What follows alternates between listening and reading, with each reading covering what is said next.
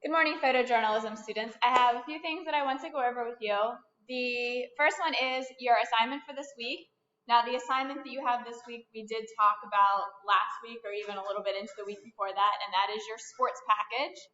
So you do have your fall sports package due on Thursday evening. And there are Google Slides that should be assigned to each of you that you will be able to put your images on. You are going to be selecting 20 images.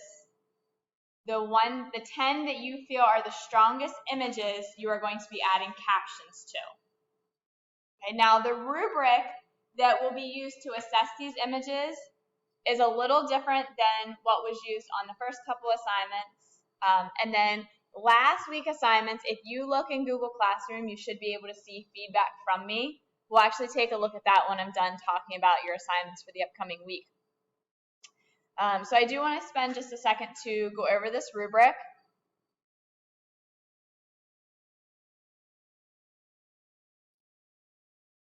So the first thing that we are going to assess the image on, is the subject clear and is your photograph in focus?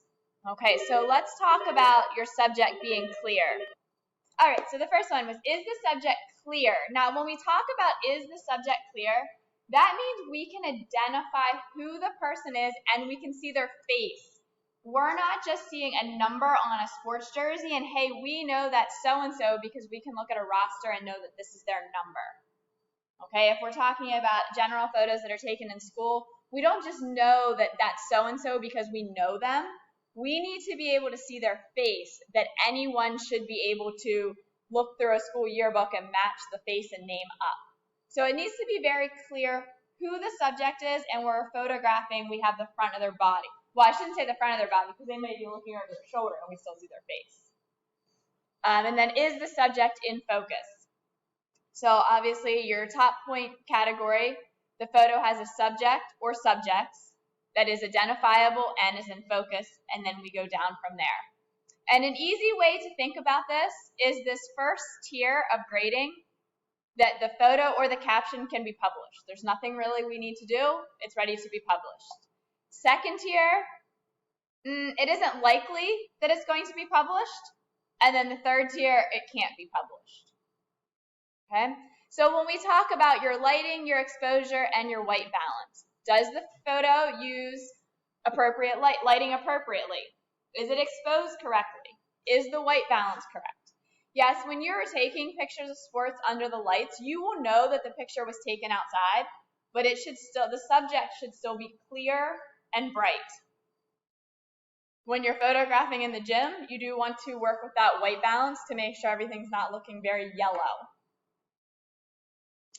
Composition and background. Does the photo have a composition and framing that is visually appealing? At first glance, when we look at it, is it a nice picture? Then we're looking, does it truly evoke that reaction? Does it really tell a story? Before we even read the caption, is it telling a story? Have you considered the background? Are there unwanted or distracting elements in the background? I took a picture at golf. I was so excited about the picture, and I looked at it again. I'm like, Aaron, there is a porta potty in the background. You can't use this. I took one of Mr. Wise I liked, and there was this horrible red sign coming out of his head. Luckily, both of those I realized right away, and I was able to recapture a picture. But you have to be very aware of your surroundings to know what's going on. So we want that strong composition. It needs to tell a story. Before we even read the caption, we want the viewer interested in the photo. And then the next item is the caption. Does the caption give details to engage the reader? Is the subject identified by first and last name as well as level, that's grade level or staff, faculty? Does the caption begin in present tense and end in past tense? Does the caption have, does the caption have? So right there, Mrs. Martin doesn't have good grammar. There is a reason Fox does the grammar. Does the caption have correct grammar and punctuation? Does the caption not begin with student names? Does the caption answer several of the who, what, when, why, where, how questions? And you can see then the progressive. Another one is making sure you're using academic vocabulary. So when we talk about the where, because I was looking through student examples and I'm looking at the where, okay, hallway, classroom, school, we can be much stronger than that, okay? When we're at least listing the name of the class, so it was drawing 1, it was ceramics, we're listing the name of the course, that's already making it stronger as to the where. We know it's in a classroom, we can tell that, okay? We don't know maybe that it was ceramics 1, okay? When we talk about the when, sometimes it's appropriate to say that it was activity period, or maybe list the period because it was in the morning or the afternoon, and that makes a difference. But the when can also be the season. There were some pictures that students took in economics the other week, and I think they were defining the word economics on the board.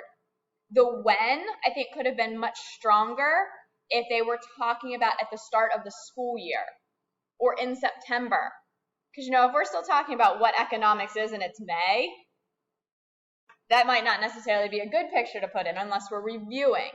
So that when, we think of a when, I think you guys think of a timeline of your school day.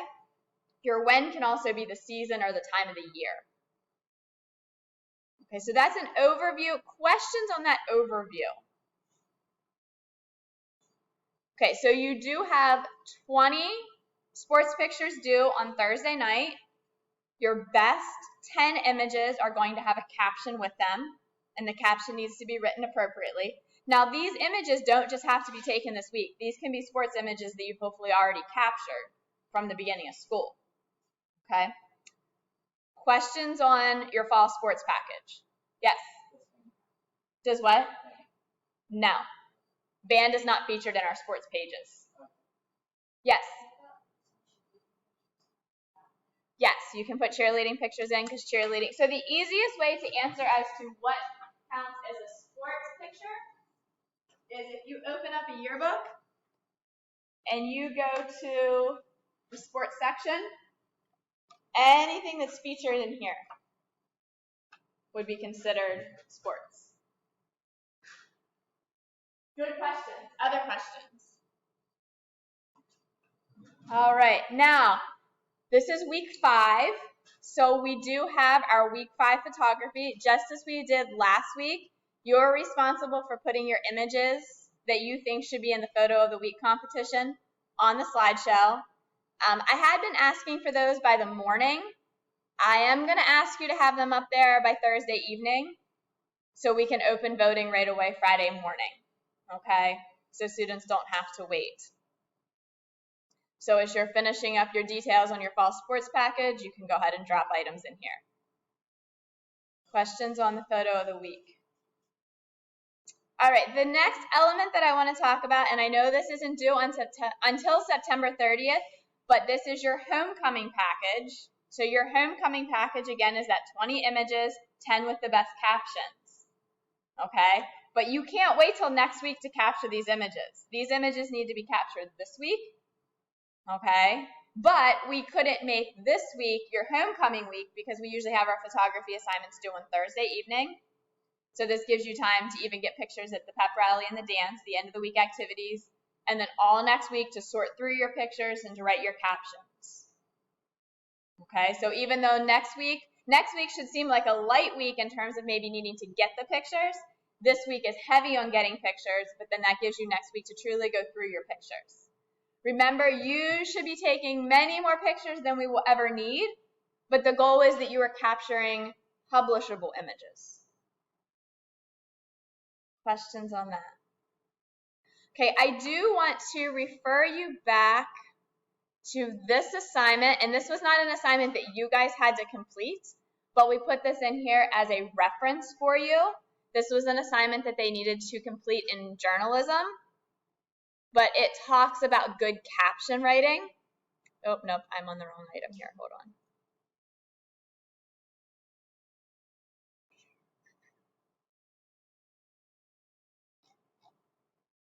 Summary captions at the very top. So when we're writing that good caption, here is an example, and this is the example that Fox and I went through with the students in journalism. So if you want to do pre-writing, okay, so we're doing our identification first. Shane Fortney, grade 12. What is he doing? Eating a burger. Where? In the front lobby. When? When he was returning for soccer practice. So the when, we're assuming that's the end of the day, okay? Doesn't even matter if it was in the morning. We're setting the scene that the student was coming back from soccer practice. And then kind of the why, he was famished and needing nourishment. And we added in there with a smile of satisfaction. Then when we wrote our finished caption with a smile of satisfaction, so that's your present tense, Shane Fortney 12, that's our who, cures his hunger in the front lobby before soccer practice. That's all present tense. Then we go to past tense, returning from runners, Fortney said, why go anywhere else? Now note, this W is not capitalized. And I can't remember from assignments that I went over the last couple weeks with captions exactly which students it was, but many students are capitalizing this letter. The first letter of a quote is not going to be capitalized unless it's a proper noun or the beginning of a sentence. Just because it's a quote doesn't mean it's the beginning of the sentence. And you do need to have punctuation at the end. Those are some common mistakes that I was seeing as we were going through, so I wanted to point those out. Questions on writing captions? All right, questions on any of your assignments? All right, awesome. Those of you that end up watching this recorded, if you have questions, make sure you reach out to me via email or stop by 305. Thank you.